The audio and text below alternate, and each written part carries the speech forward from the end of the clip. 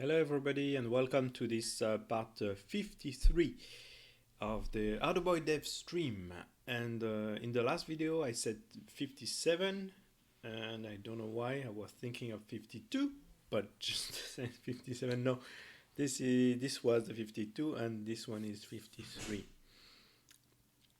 Okay, so in this last video, in the 52, we try to save the progress of the item in a certain way in the EPROM, the flash memory, and we end up with a very complex code.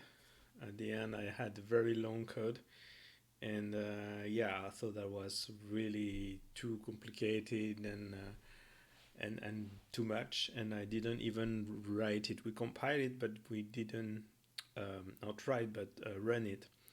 We didn't even run it.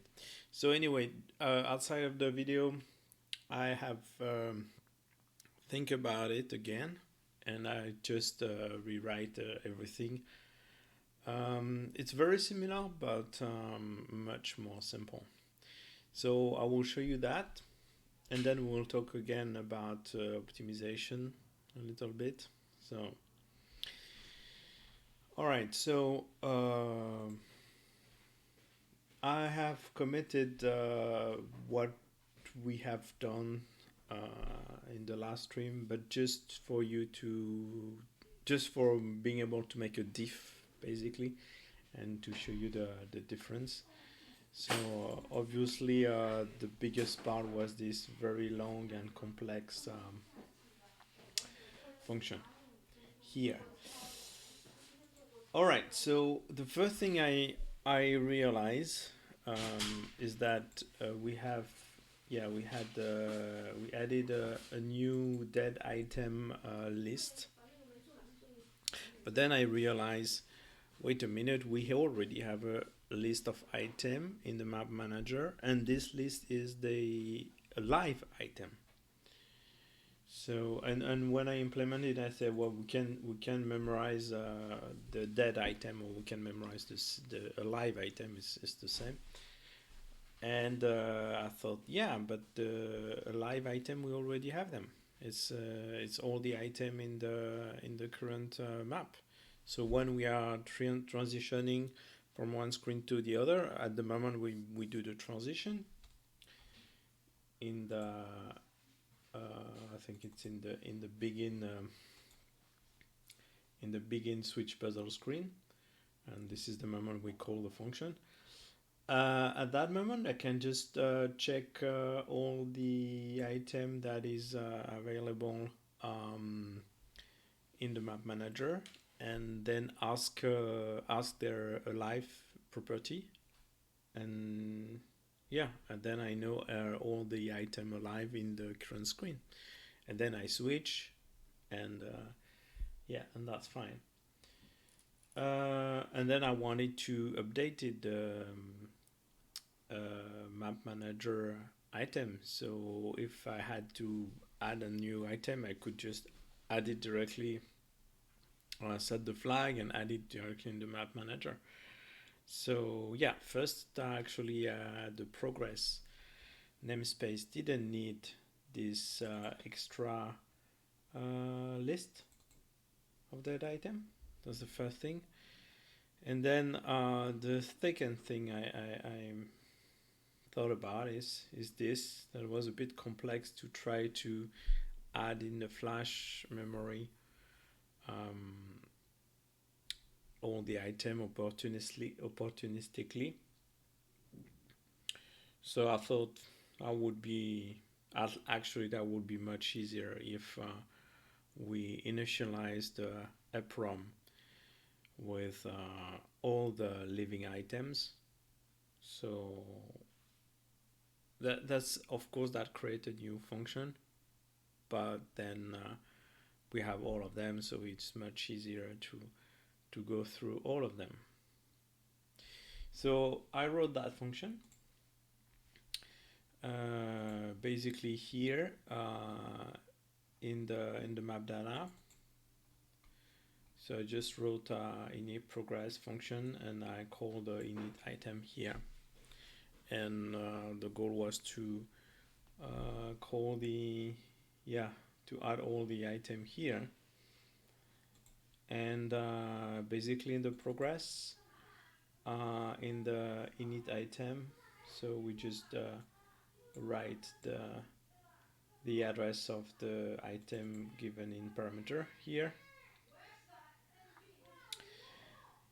And then another thing just came out to my mind and just realized, wait a minute. If we have the address in the memory, in the flash memory, we can just read again this address and then cast this pointer into an item, and I will find back my my item. So it's pretty I mean, it's pretty strange, but it's a strange way to serialize your items, of course. But on the Arduboy that works okay, because yeah, everything is I mean, the instance of the item will not change position in the memory, so it's a static instance. So yeah, so then that makes the code even more simple, because that means what? That means I don't even need to iterate on the map data item array. I can just iterate on the EPROM list, and yeah, so here it is. Maybe I will show you. It's so different. I can show you on the code directly. So let's open the progress. So yeah, we have our init progress function. Like I said, we would just write the address, the item address. We cast as an int, we write it, and then I just initialize all the char used to save if the item is alive or dead. And here I also change it to saving the alive, but so it doesn't matter, you can save one or the other. So I initialize with zero. Yeah, maybe I should initialize with one. If we think is by default everybody, I mean with ff, if we think that all the items start alive. All right, so the function, so you see the function is much less, is much smaller, the file is less long. So basically I just have an iteration here and I iterate on the memory. So this living item count, actually I get it from the init item, because it will be called for all the item, and we just assume that the last item, the last call of this function will give me the last item. So I can just count the item here. So I iterated on the EPROM. I just read the address, get the address, okay, and then I so I have written a function to update the bit and to get the bit. So I update the bit of address plus where I should save it, and the bit I should save it, and I check directly the alive flag of this item, and so I just cast it. That's what I was saying. I get the address from the flash memory, I cast it into a pointer of item, and I just call the function. And yeah, and voila. That's the same for getting the bit. I also cast the address and then I set the alive property. So I will come back to that a bit later. But we can check about the update bit and get bit. So yeah, get bit is easy. I have the address, I have the bit, so I read the correct char and then I test the correct bit with that char. That's easy. And to update it, I get the char that I need, and if I should set or clear it, I set or clear the value, and I then update it here. So that's pretty easy. And here I just decide to set the alive flag, right? So why I'm doing that is because basically in the map manager we can where am I? Yeah, in the map manager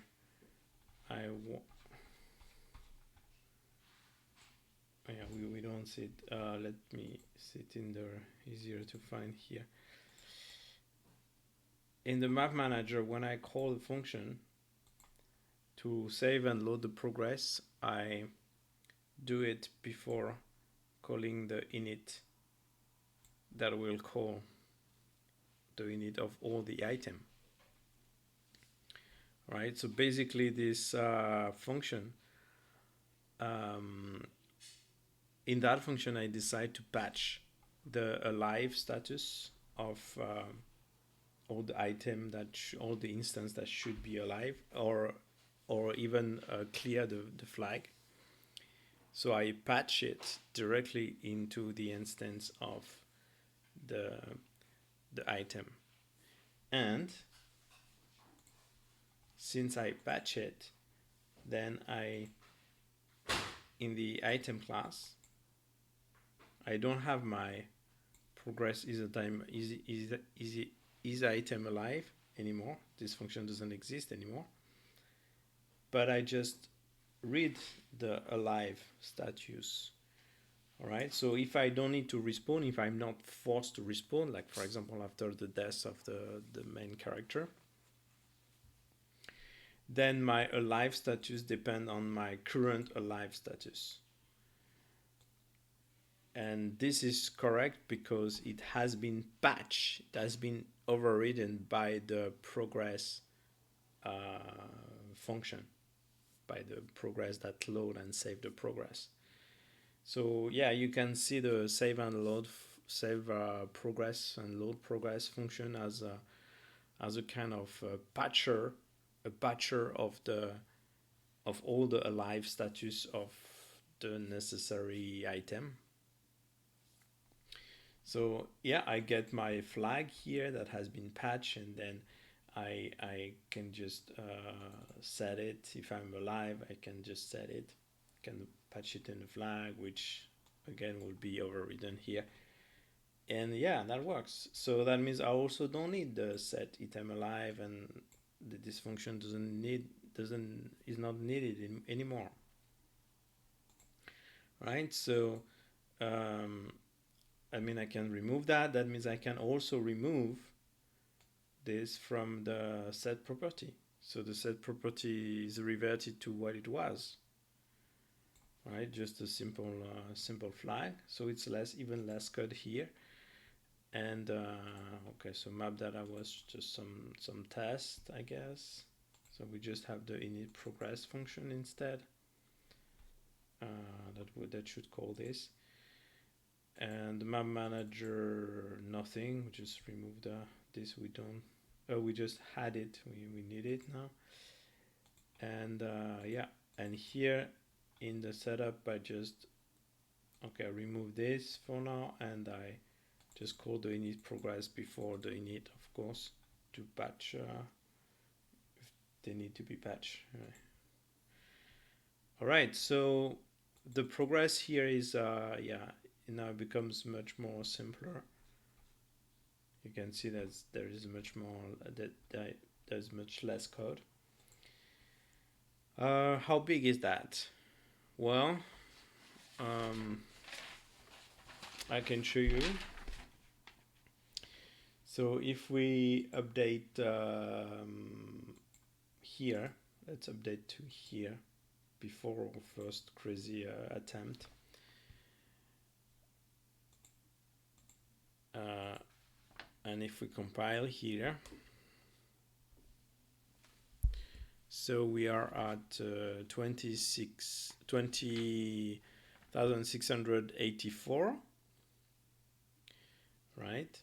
And then with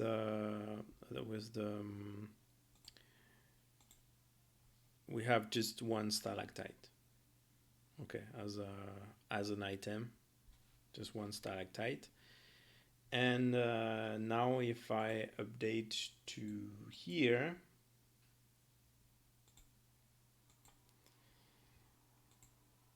and here we still have just one stalactite, doesn't change, but let's compile.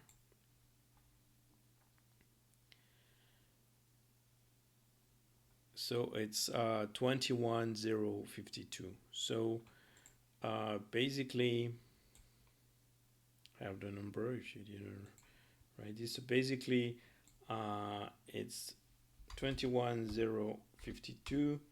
Oh, sorry, 21,052 minus 2684. So this progress cost us 368 bytes for saving the progress. And so the reason is, of course, the code inside the progress class, and also maybe because now I'm using the EPROM function, so we also integrate the code for the read, write, get of the EPROM function, I guess. So it's not free. It's but it's not crazy. It's not crazy big maybe, but it's not very cheap also. So if we go back to our size estimation,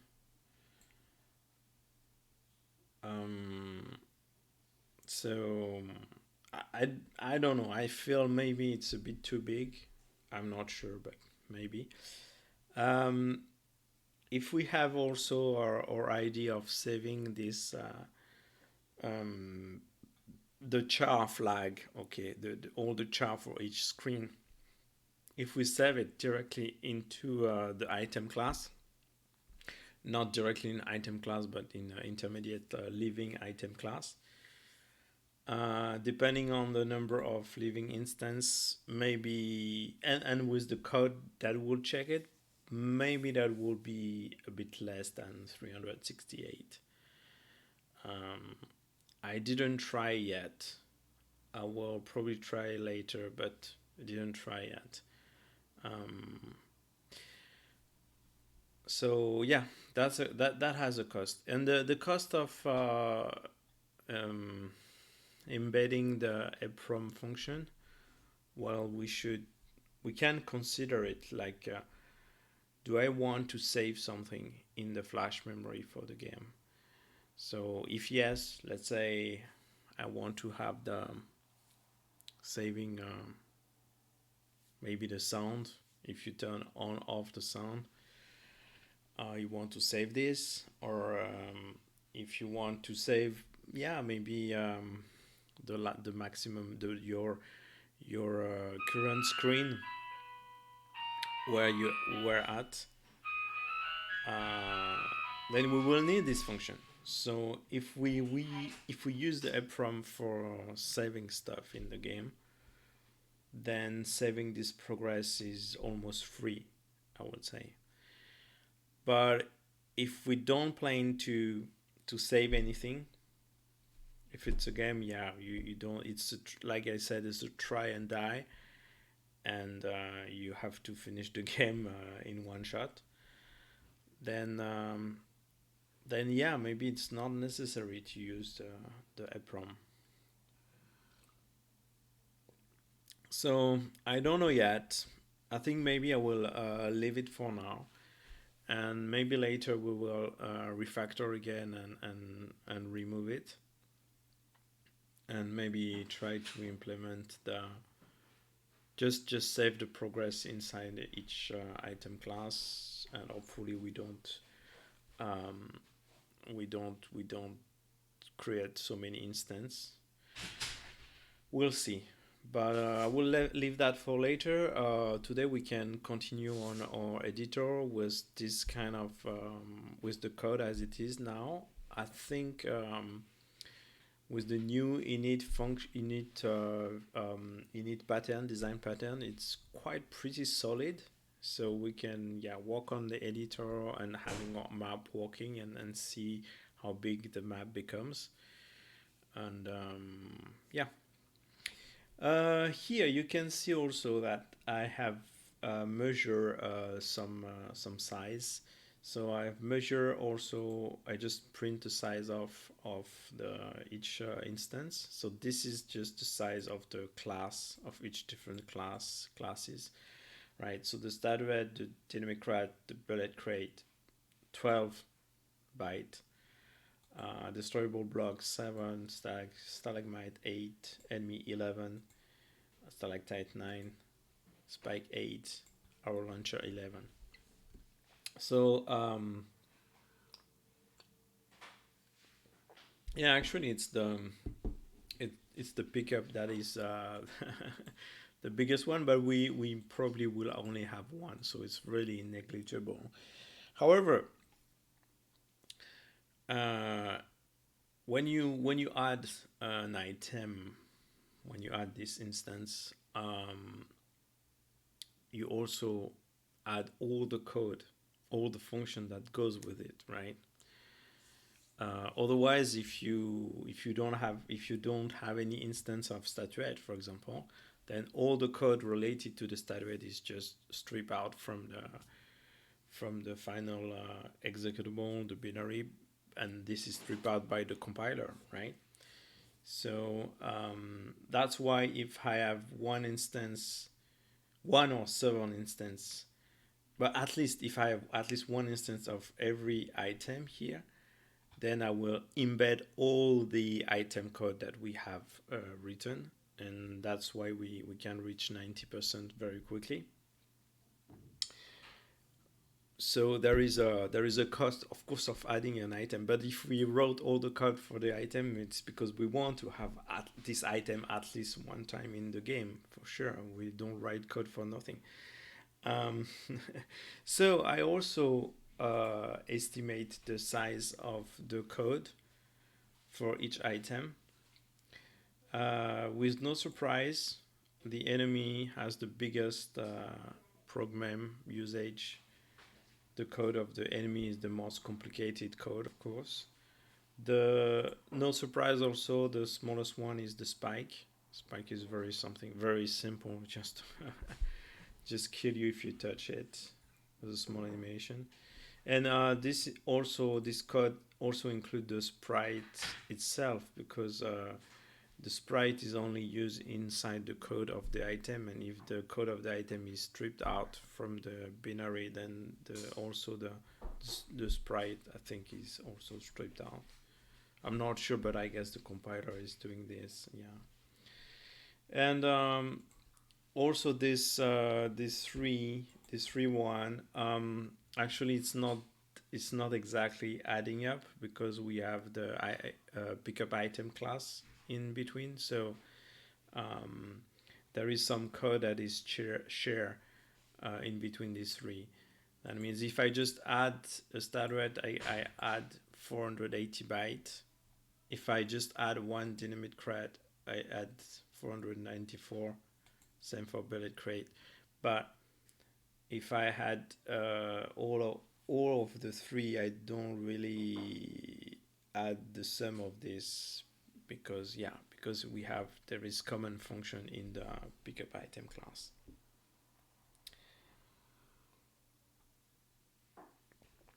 Um, so for example, yeah, I can show you. I guess we can do um, if I have a statuette.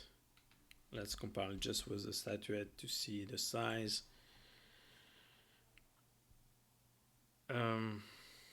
Wait a minute, because after that I've done some. Oh yeah, it's fine. Um, so it's 2516, and if I add dynamite crate,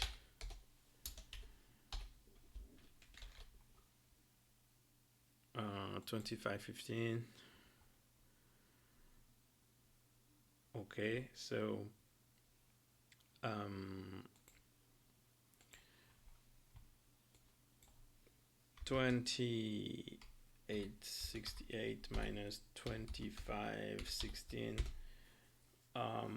Yeah, so you add 352, so you don't add 494, because like I said, there is shared code. So minus 944, for example, yeah, you have 142 byte of shared code, but you add the sprite of the crate and some code specific to the crate. So after that, by the way, I've looked at the code again about the pickup, and the code is very similar. We before we already have factorized some code, but I thought maybe I can try to factorize more and see if I can get some space, and that's what I've done here. Um, so no, before I do that, I will show you. So if I add the three together, um,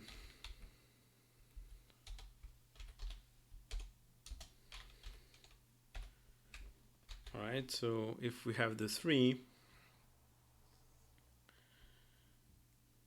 this is 21052, and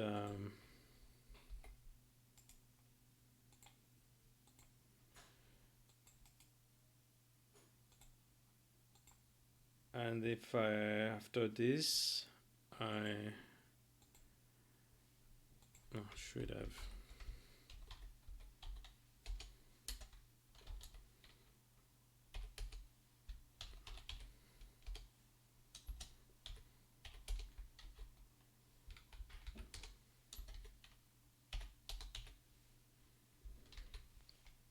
So it's 21052.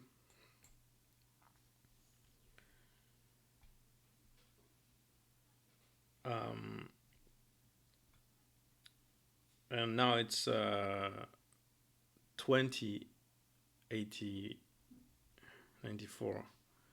So 21052 minus 2894. So I saved 150 byte. And here is how I factorize some code.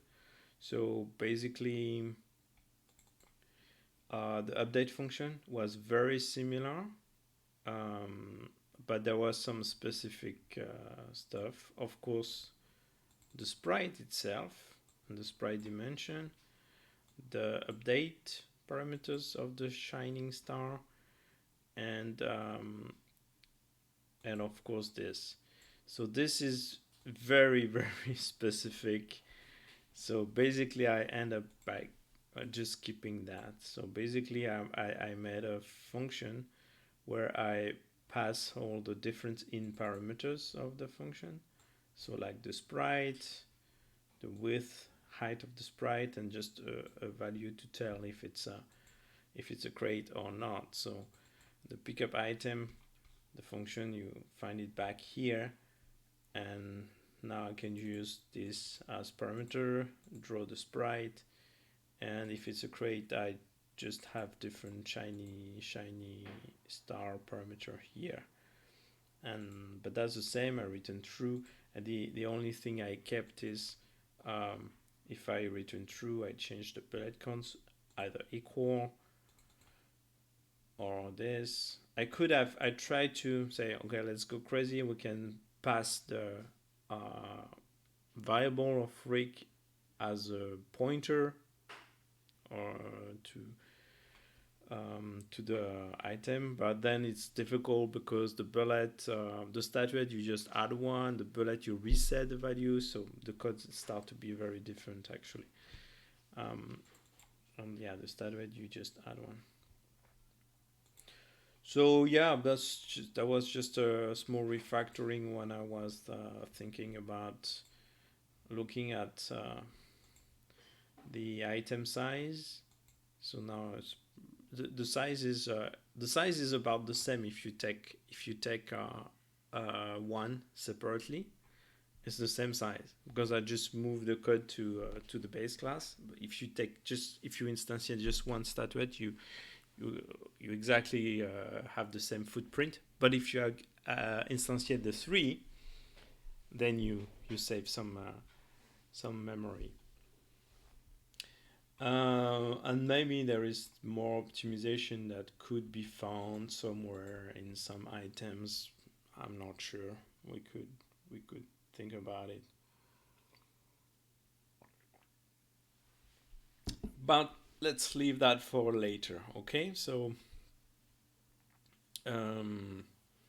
today we can continue the editor and try to fix the editor to the new init screen function that we have to write, and we can try to load again the data. So we switch to Visual Studio here. All right, so the first thing we should remove is the add item. However,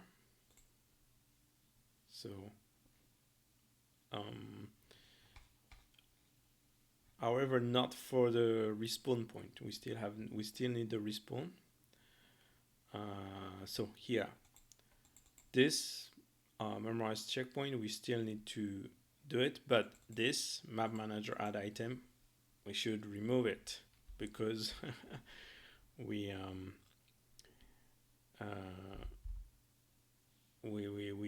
do it now into the item function, in init function of the item, so we don't need to do it.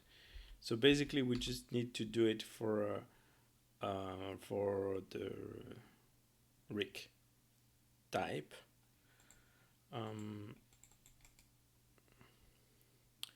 Let's find the reference. So here we are just doing it here, so we can change the comment,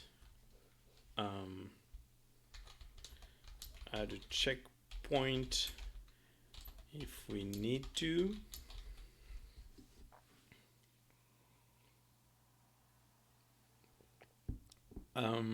So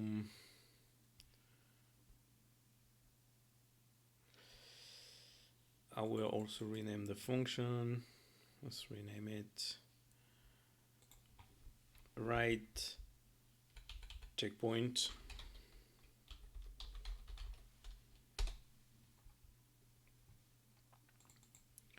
And here we can just delete this. So basically only if it's rig we are writing this, otherwise we are doing nothing. All right. And then init, so it's not just the item position, but it's just init all the item all the item of the current puzzle screen. Okay, and maybe I should rename this right init position. I will just rename it to right init.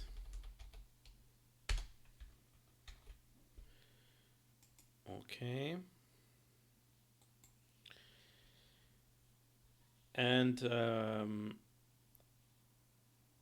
So the spike, they don't die, so we don't need to add a new parameter. By the way, we can also change this. This boolean flag, I think I can rename it should respawn. That would be more logical. So let's do that also.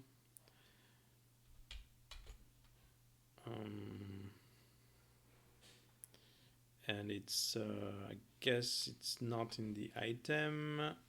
It's in the here, I guess. Yep. So should respawn. Yeah.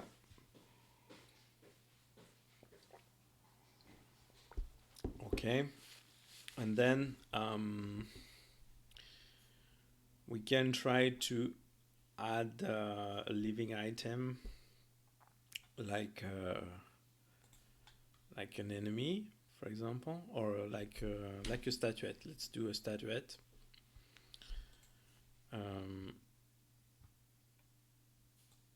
We have the spike. Yeah. No. Let's do an enemy. Let's do an enemy. So let's add the enemy type in the item.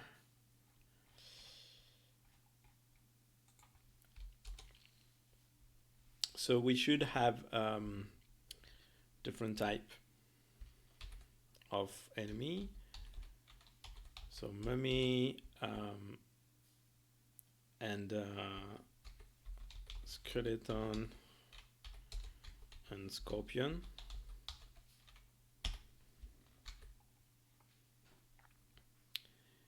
And all right, so I forgot a bit. Update sprite. Yeah. We need to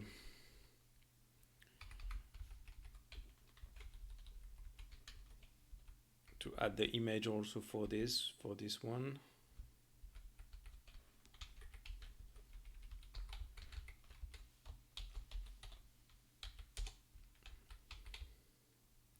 On the image provider, so get mummy image.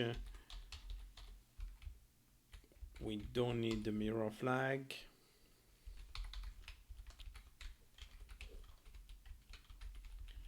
Okay, mummy and skeleton and scorpion.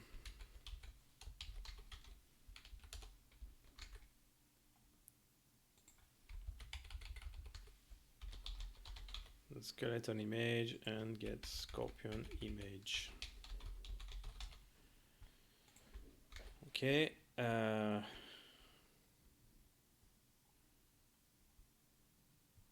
Get instance name. Okay, get instance name. So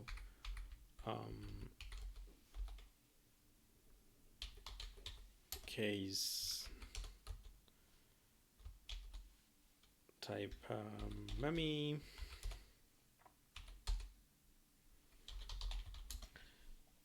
So I guess I will call it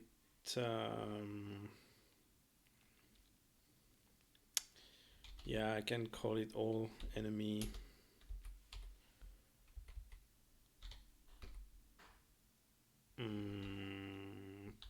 plus instance string. Well, depends how I want to pass it. So this will have importance when I decide to pass this.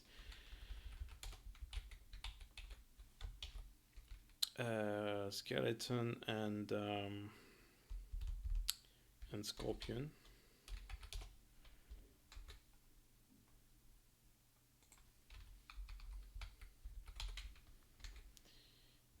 Okay, so this, if you write the instance, so write the line. So this is an enemy instance name. and okay, checkpoint is just checkpoint, and the init. So this will be different. Case type.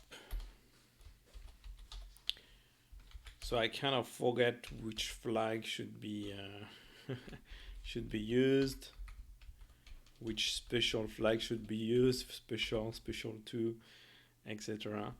So this is init, blah blah blah. Actually, the mirror depends. Yeah, if we want, if the level designer wants to initialize the enemy in one direction or the other.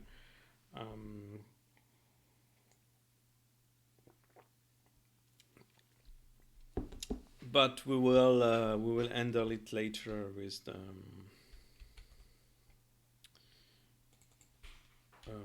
we will handle it later.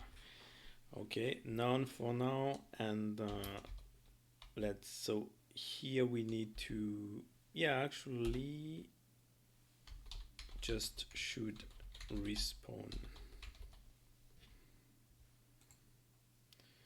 because this is a living item. And okay, I will copy this because for the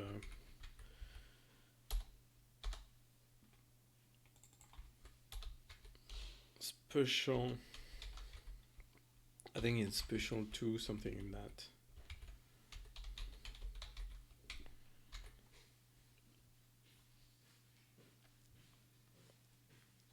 Kind of forget. Let's have a look. In the enemy class, enemy Scorpion is special, and skeleton is special 2. Okay, with an underscore. Okay.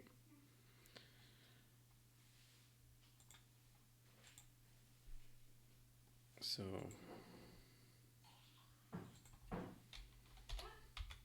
this is special 2, and this is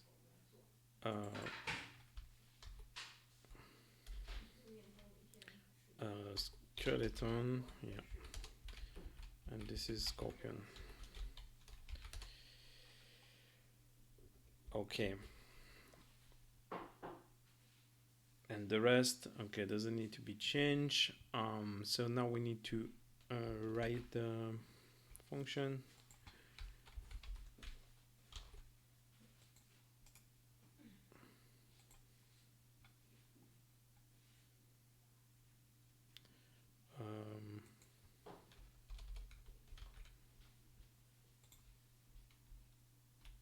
Yeah.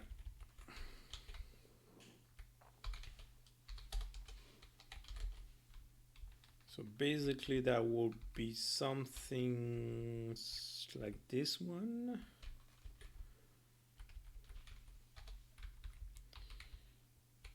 So what's the name of this image? Let me check quickly.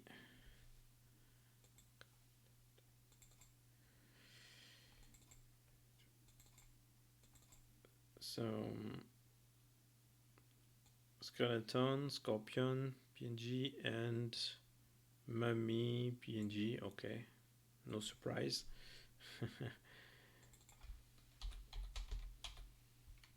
Okay, mummy, PNG. I forgot the length. Maybe 9. It's probably. Let me check. It's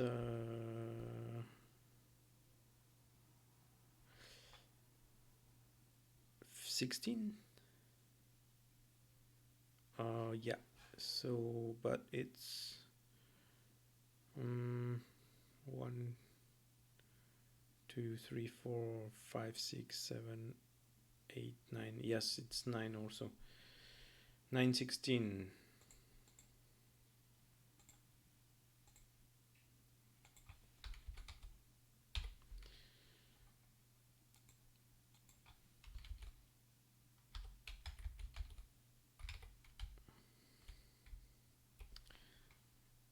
bit like Rick actually. 1916. We should give dangerous color, maybe not red, but maybe orange.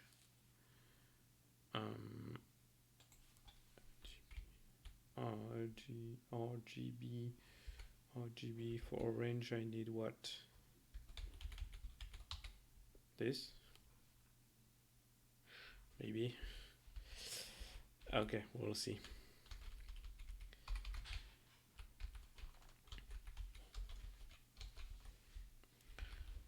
Okay, so mummy and skeleton. That's skeleton, and that's a scorpion.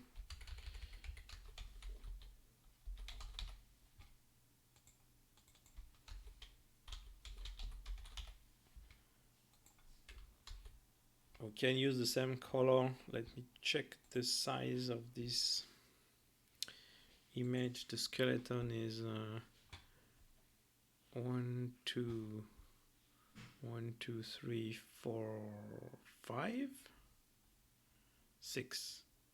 1, 2, 3, 4, 5, 6. Yes, 6. Skeleton is 6, 16.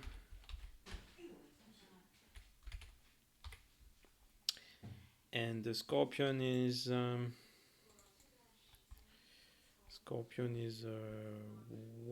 2, 3, 4, 5, 6, 7, 8.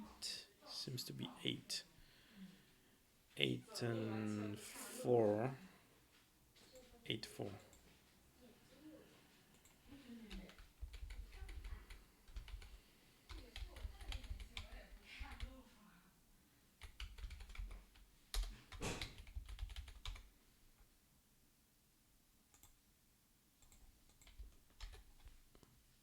Okay, we should add them here.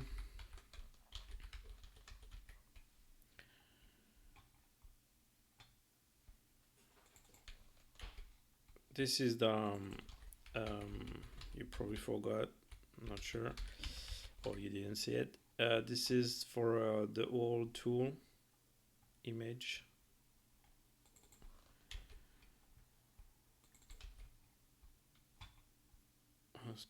Skeleton and scorpion. And okay, so 0, 0 item size times 2, 3, 4, and 5. Okay.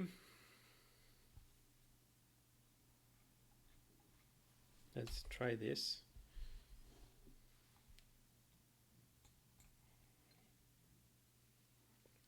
Okay, so that's pretty yellow. Okay, that's our skeleton, and that's our scorpion, I guess. Okay.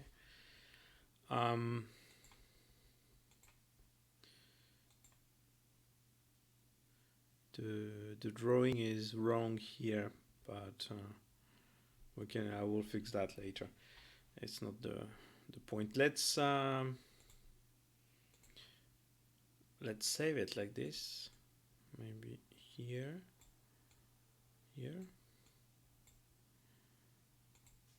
Save, and let's see what do we have. So we have our spike, enemy 1, 1, 1. Yes, we didn't finish this. Okay. Then we have our should respawn, and this is here, the spike. Okay, special 2. Okay.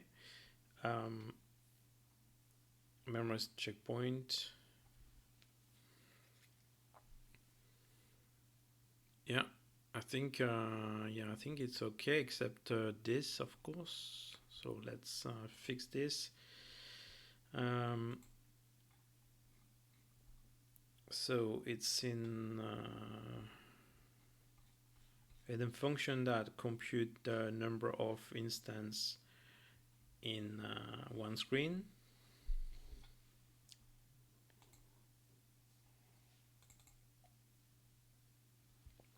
Because it's the same as the spike. I guess I want to merge.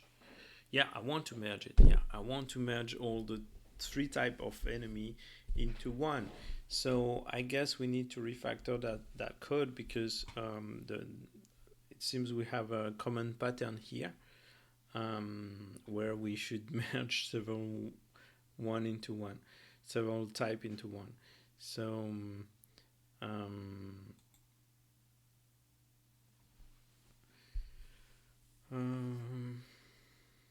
on the list of item for the specific type, and yeah. So how can I factorize that? I need a function, I guess. No, I will do a list of item type. That's probably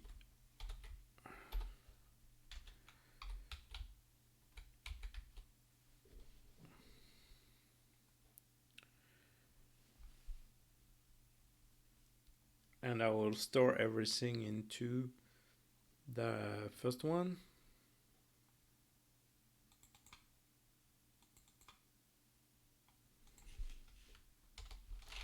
So I need to iterate on the list.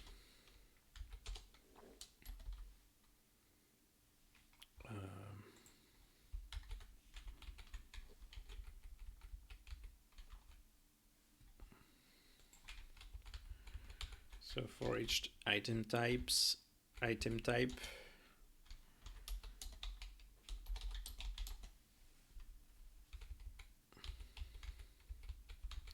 not.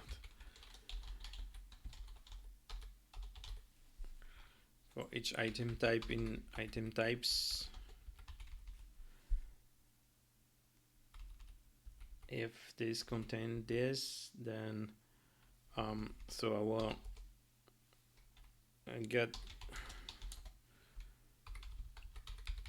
get the first item type to store the max in that variable.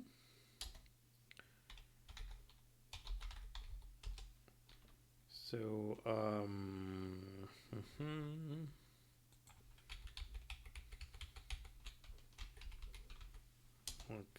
reference or item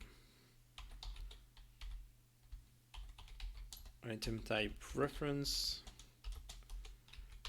will be the first one.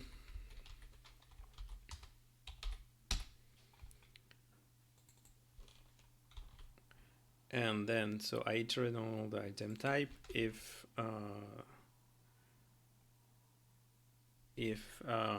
items contain key item type, that I iterate on it. Then for each item in the items of this, no, I should still do item type, but it's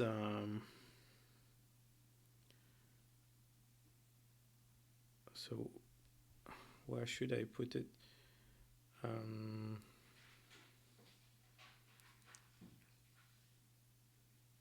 Get puzzle screen ID from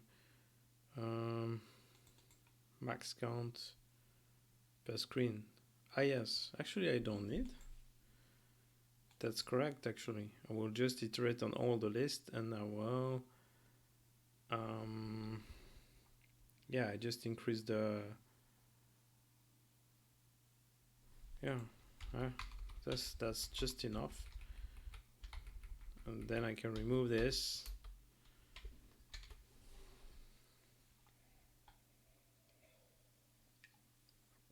So here I just need a list.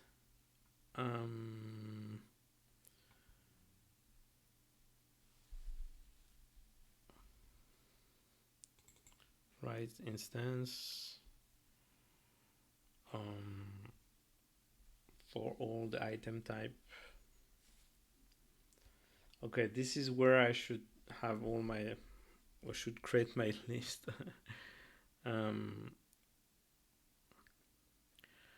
Maybe, yeah, maybe it will be easier to just create them. So we'll create a list of list.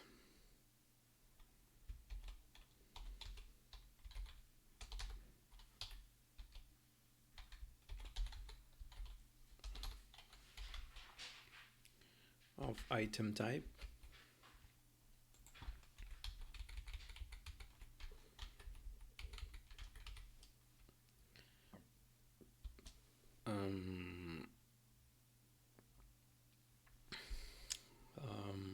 How to call that?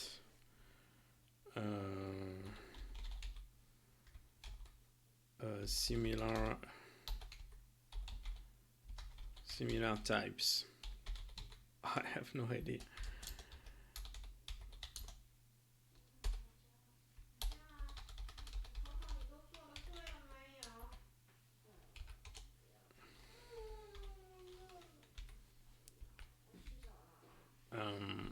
Actually, I want to instantiate it statically, so let's create an array of this.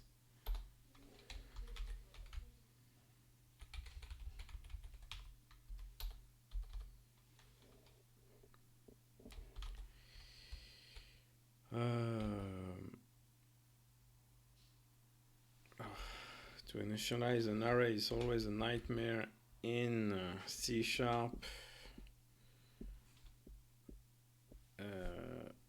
No, it's like I always forgot how to create that.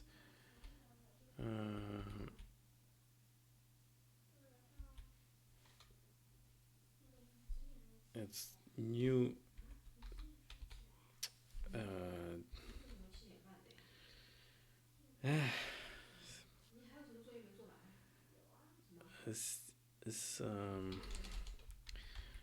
Let's write an array of int, because I always get confused by the syntax to initialize an array statically. It's crazy. New int array. This 3, 2, 3. Is that like that? I think so. So I want this. I want this. This. Okay.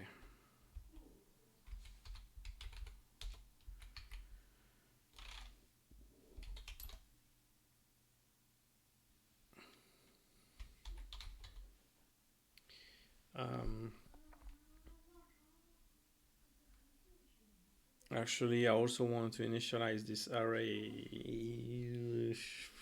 I can give an array in parameters, or I can just pass an array.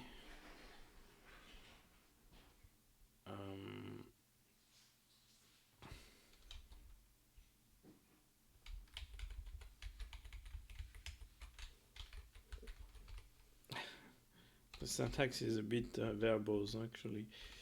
No, I want this. New.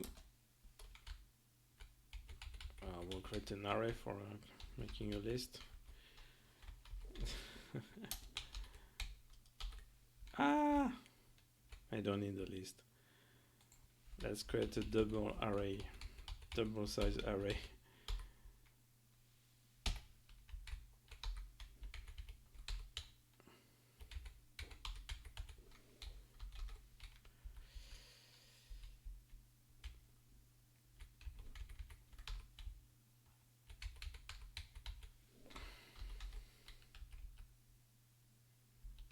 Okay.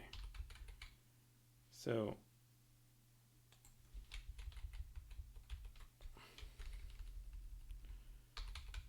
item type vertical and horizontal.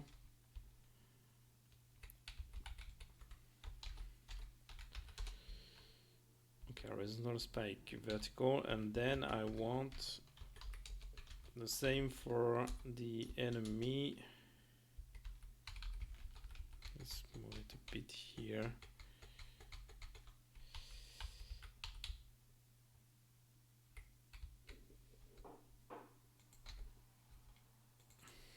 So I want the mummy, I want the skeleton, and I want the scorpion. Okay, that's my similar type array. So now I can iterate on this.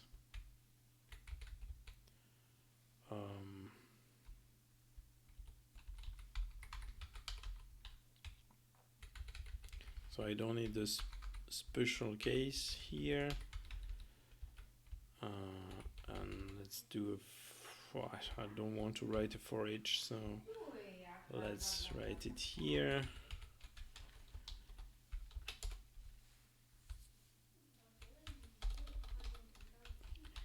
So here, and then I can call this, which is an array, but then I change my list into an array.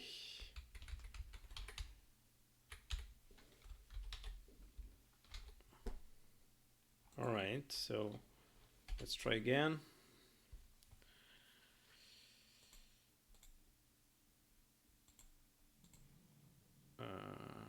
Here, here, here, and scorpion. And let's save it.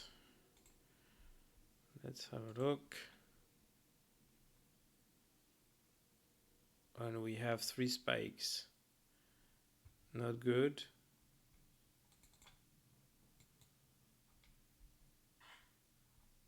And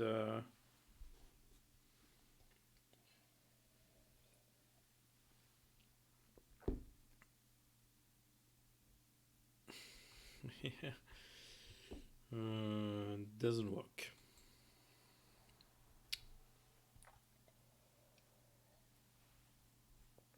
So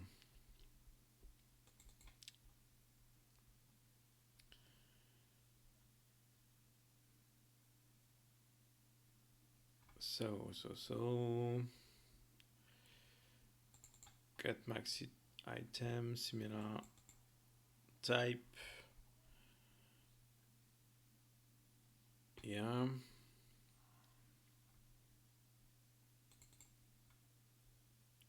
For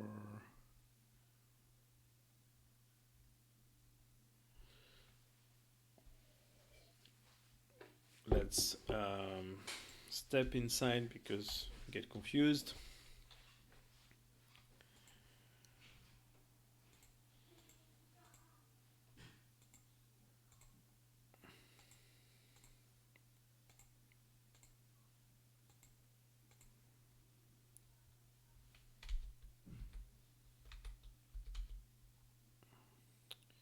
So for item type is horizontal spike. Now it's vertical. Found it. Item of the vertical. Increase it. We increase it into max count is per level, per puzzle screen. Yeah. Okay, and then we have 2 screens. We have more than 2 screens. And okay, we have 1. So we write the instance. All right, so next, but yeah, because here, cast it to this type, right instance. So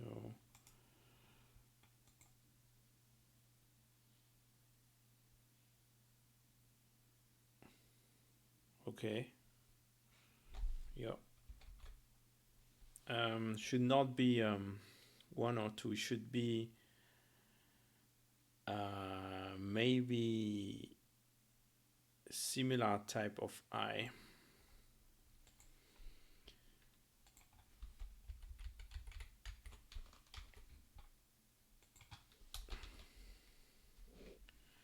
All right.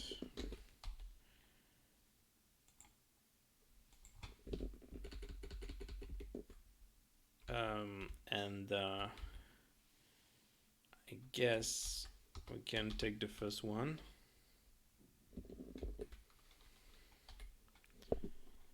All right.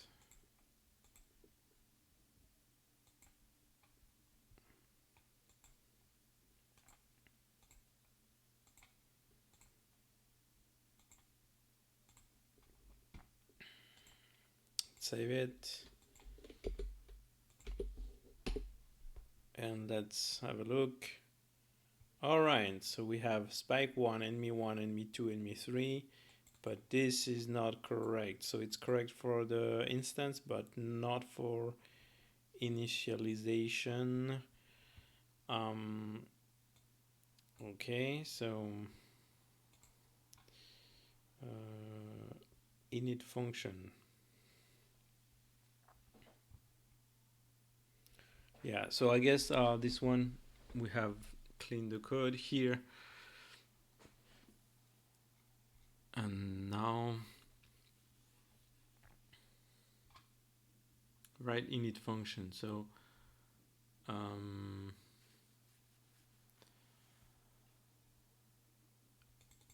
item count,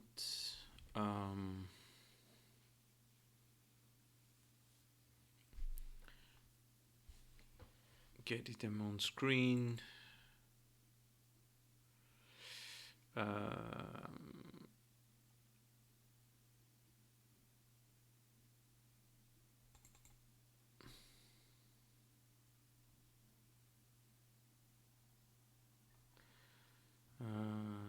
get ID.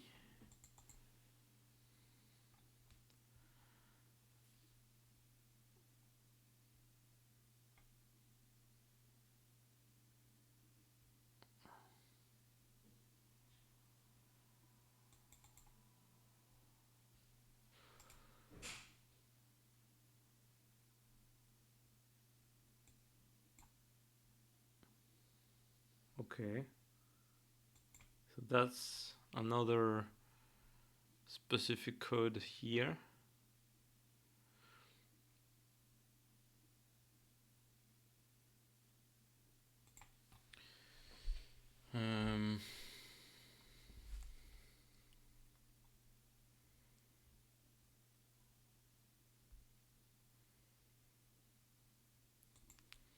So I guess we need the same kind of double array to remove this.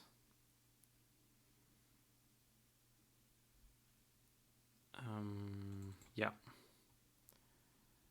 So I will move this into the class because we will use it at different place.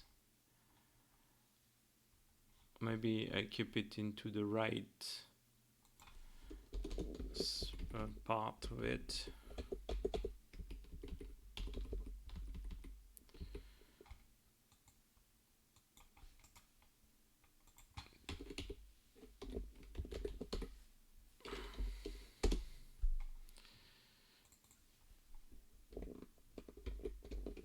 And here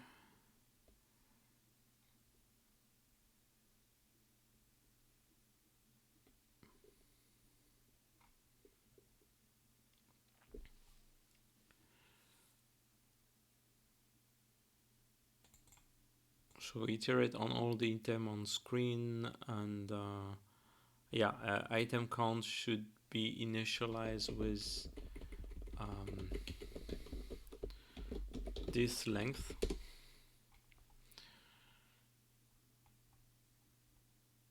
And here we should get the type of the item and then try to find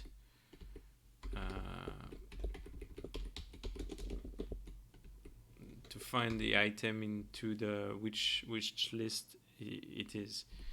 So search in which similar item group the specified item is belongs to.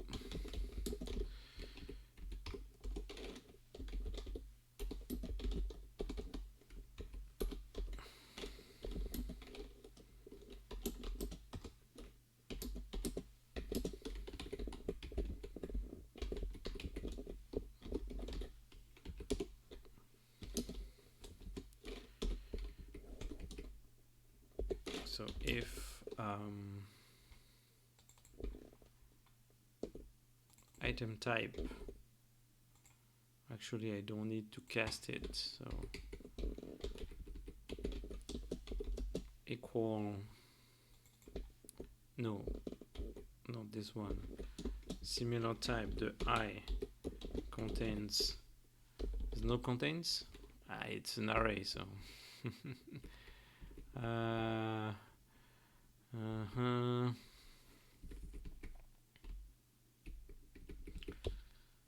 that's why having a list is easier.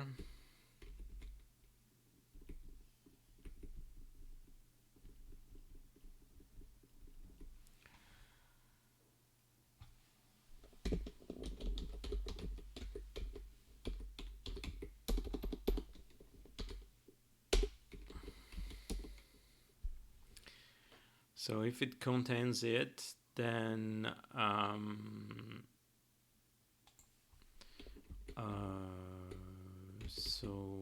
what we can rename this variable item count index.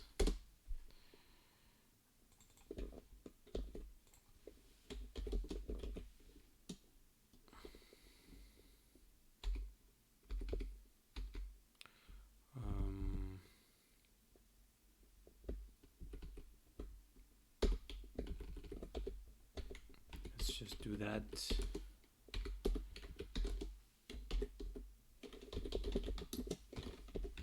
That should never happen. And this is I.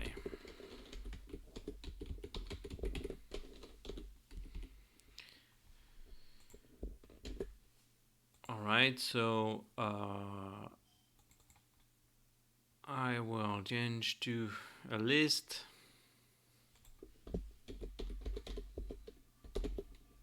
Finally, I was right to have a list.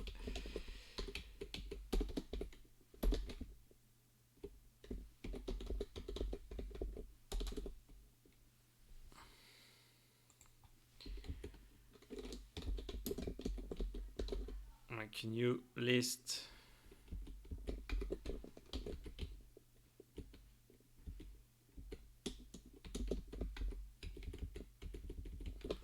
Make a new list of this, and to initialize, I create a new array.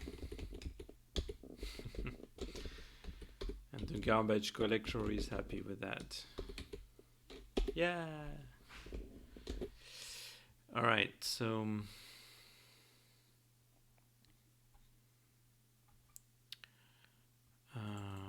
I need to have a list for get max item count.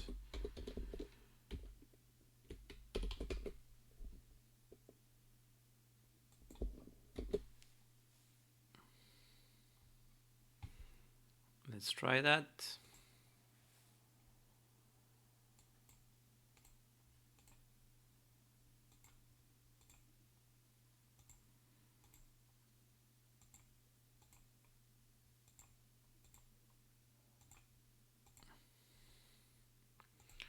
Let's save it.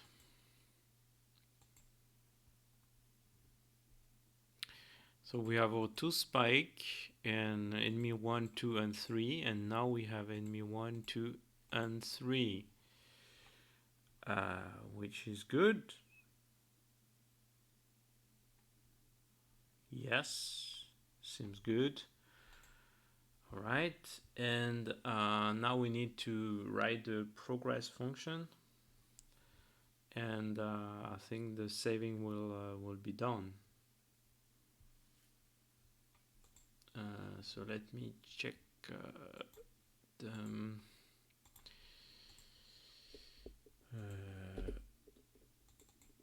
how the function should be written here, like this.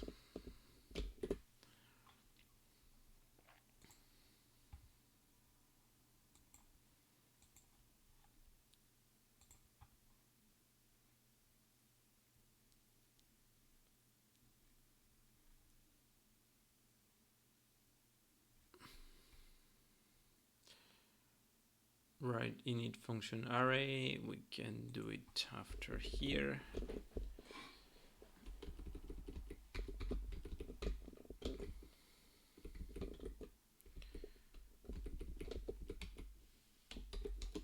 And we will write progress init.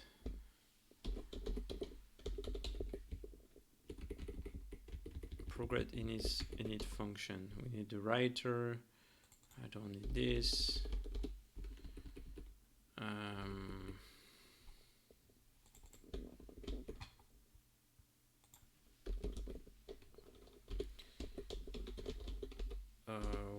I need the list of all the instance, all the living instance.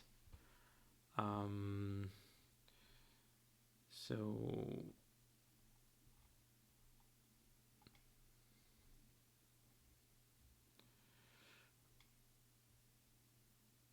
I can iterate on similar type.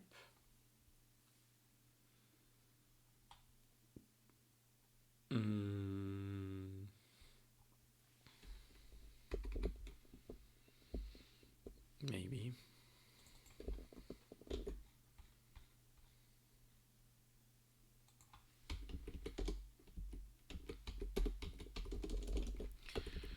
Anyway, let's write the header first. Right line.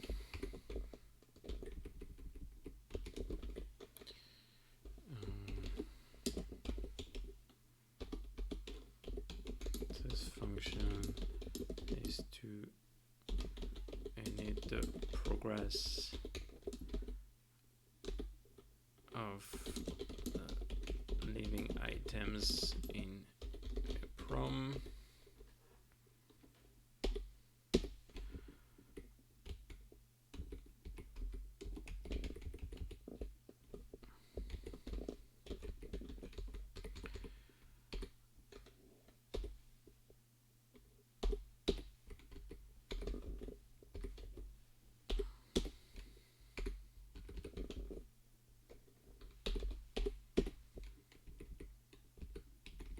Okay, so like I said, I need to, maybe I can iterate on similar type.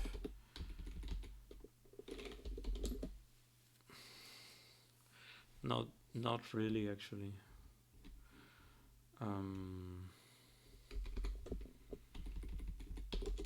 Let's create a new array for the living items.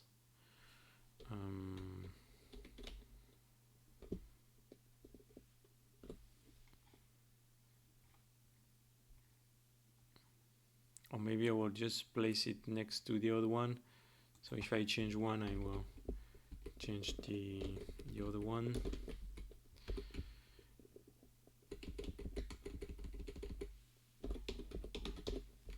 Living type array should be enough.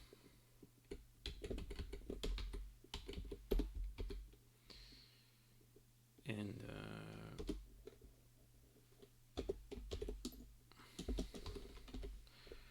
so we need this for now, but later on we may add more. more types. Okay.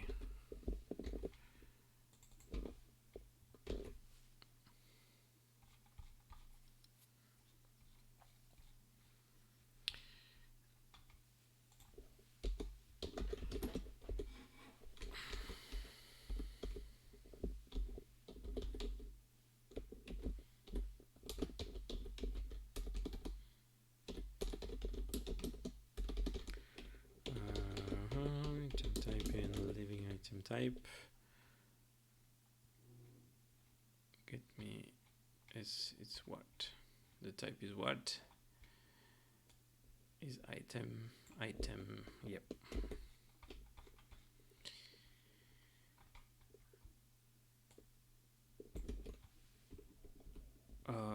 Okay, and but I need to initialize the yeah.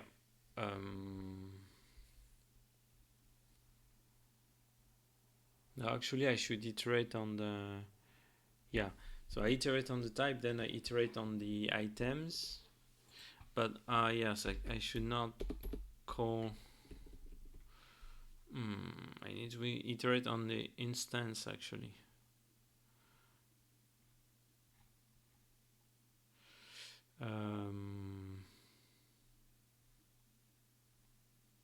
So where do I get all the instance?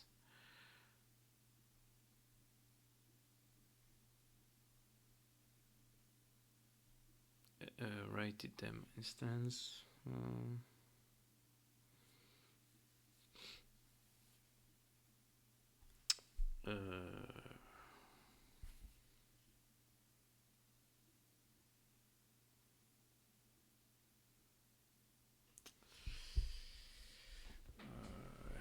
Yeah, that's that kind of call.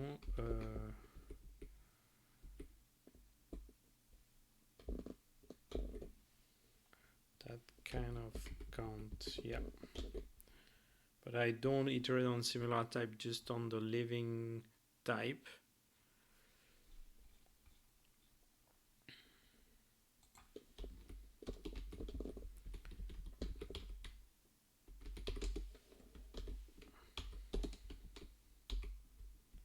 So I ask again the maximum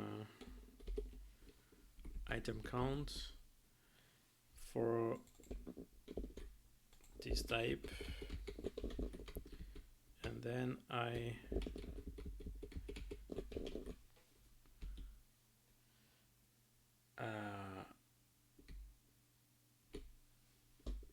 yeah, I iterate on a max item count need similar type.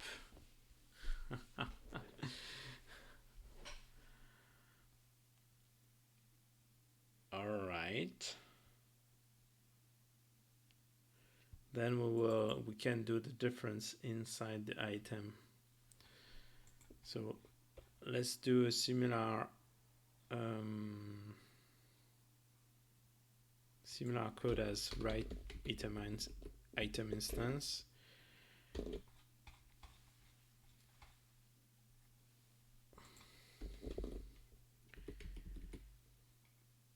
But here I will write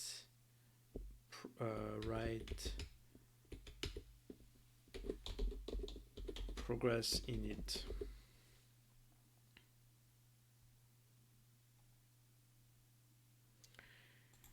So I don't need this, and the progress in it is this. So I also don't need this array.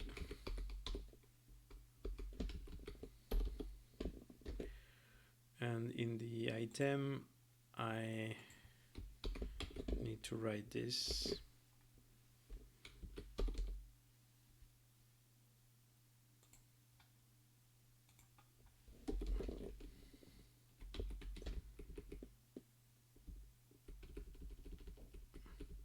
So very similar to this function.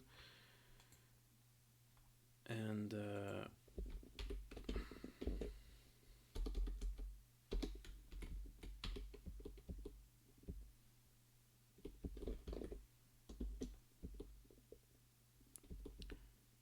so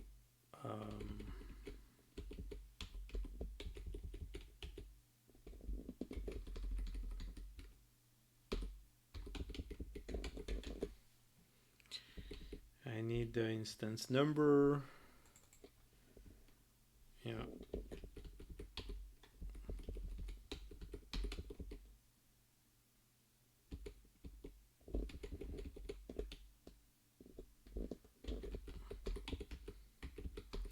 Actually, I need more than the instance number. So yeah.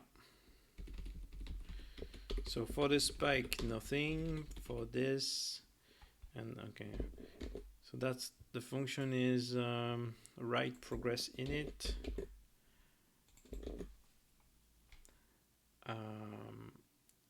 And we write progress. Actually, that will be the same for every yeah, not every type, but just sometimes only the living types. And instance name, and then instance number.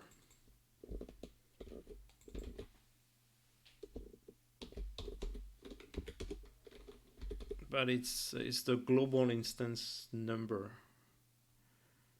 Okay, so, and this I need for the instance name. Okay, so item number, maybe. Okay, so this plus item number. Okay, so here I also need to count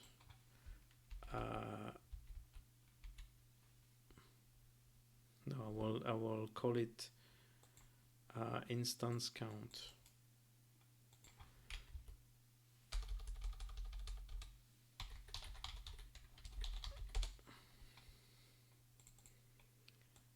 Alright, so here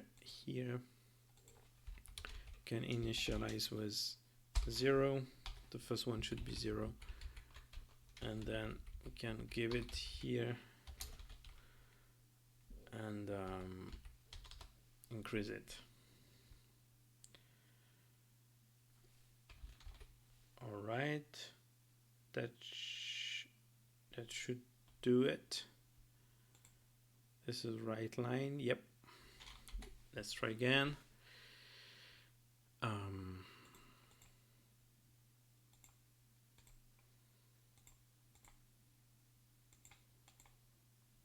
I'll put some spike also, just to be sure that they're not inside the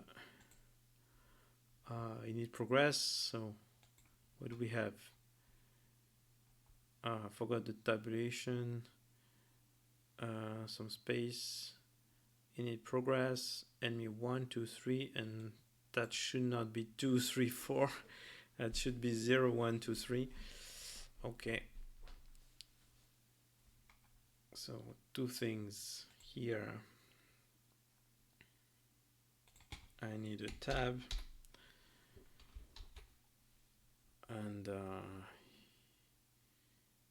here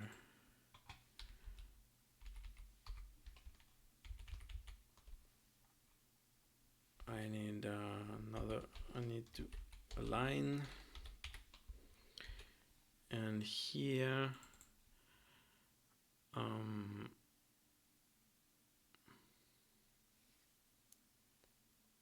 so only this function knows if it writes something or not, so I will return a value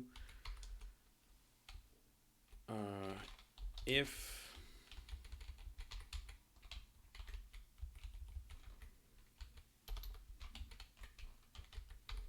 then I increase it.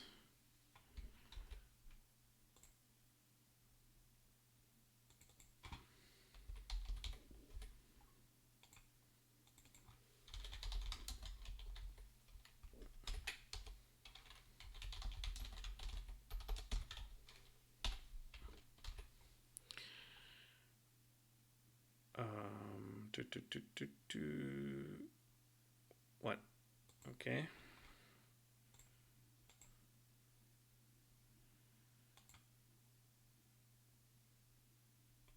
F should be okay. Yes, I'm running, that's why.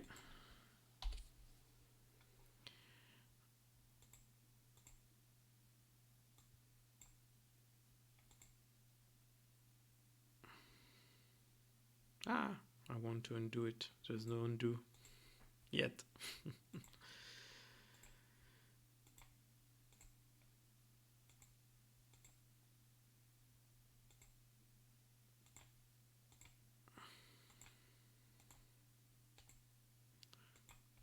Okay. Let's save it. Save. What do we have? Okay. 0, 1, 2. Enemy 1, 2, 3. Here it's okay. And here spike 1, 2. Enemy 1, 2, 3. Yeah, I think that's correct. Let's try to compile it. But I guess we will die immediately.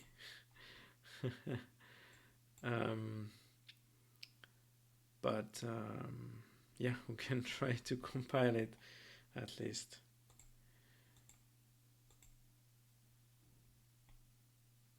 It doesn't compile. Progress. Yes, I forgot to include progress. So it's still not okay.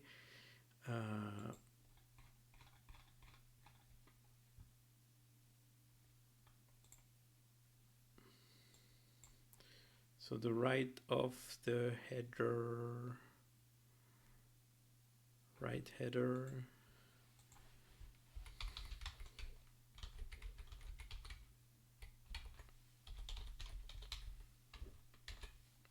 Okay, let's try again.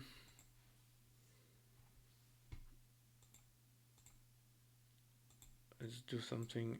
No.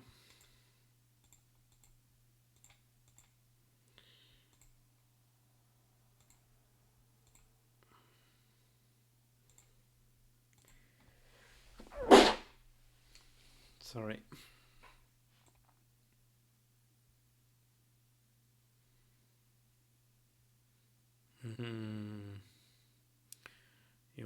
It will.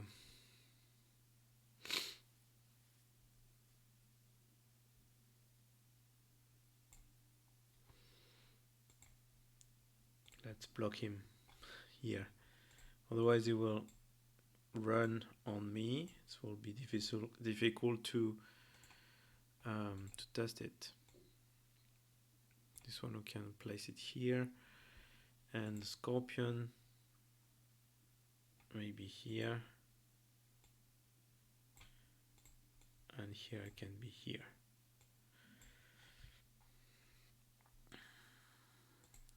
Okay, let's save it, and let's try to compile it.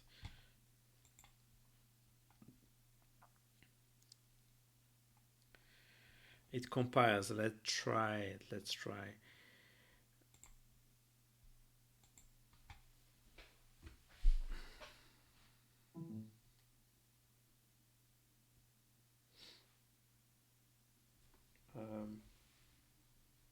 I think the camera is dead. Sorry.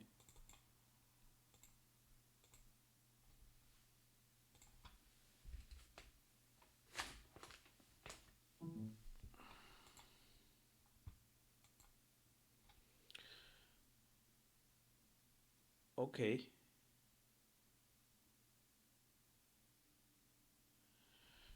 Seems we have it.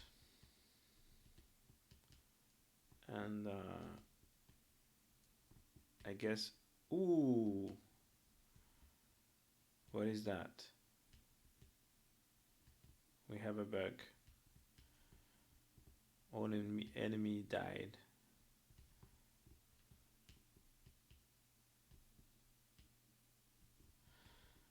This level is impossible to pass, but don't know why the enemy died.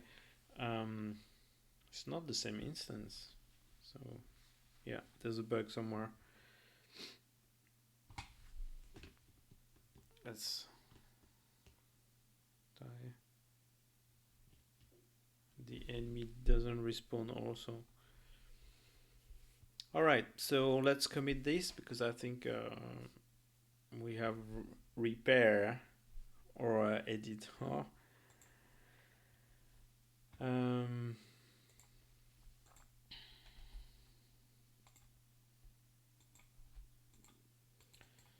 so what do we have? Yeah, we have a new map. That's okay. I can commit it. So we have a new image for the 3 enemies. We have the 3 new enemies and implement the function for it. And yeah, a function that get the instance name, writing the instance, writing the progress,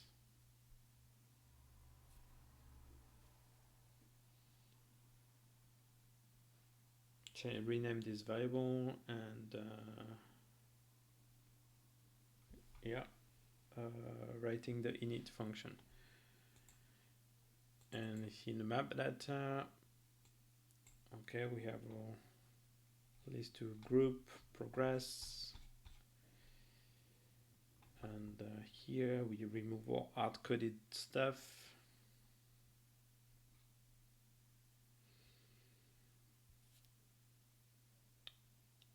Okay, and we have the new function to write the progress. All right, so fix the editor to write the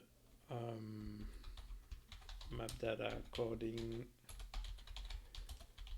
to the new init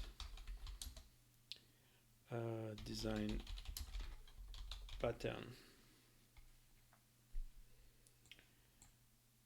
All right, so 1 hour 36 minutes. I think I will stop here. Yeah, I wanted to maybe try to reload it, but I will leave that for the next stream. Basically, let me show you. That should be enough easy, because we already have the reload of the map, so that is done. And next I will skip this line, skip also this line. I don't care about the instantiation of the instance. I will just pass the screen one by one. So I'm just concerned about this, and I will pass this to place the